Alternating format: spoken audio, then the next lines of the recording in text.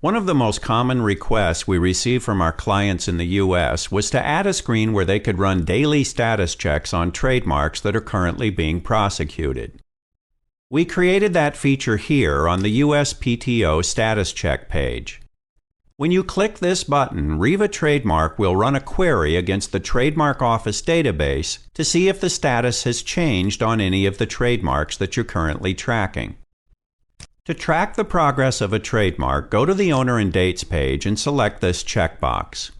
To stop tracking the trademark after it's registered, just deselect the checkbox. Once you've selected which trademarks you want to track, you can run a daily status check by going to the Status Check page and clicking this button. If the status of a trademark has been updated by the USPTO since the last time you checked, a record will appear in this grid.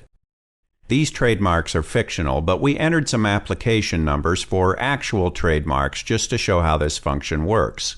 That's why on the fictional trademarks we just checked, the status date looks like ancient history, so we'll fix those now with a little database magic.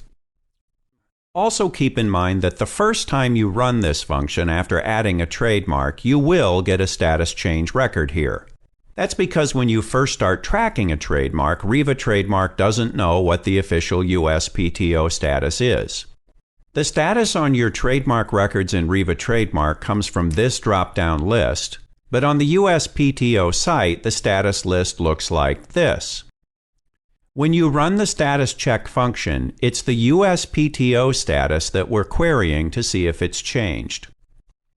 Once this list has been populated, you can filter it by choosing this option and then selecting a date range using the drop-down calendars. To go to a trademark record, just click one of the hyperlinks.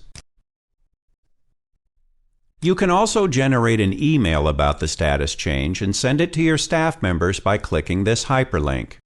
This works exactly the same as the email alert screens that you've already seen.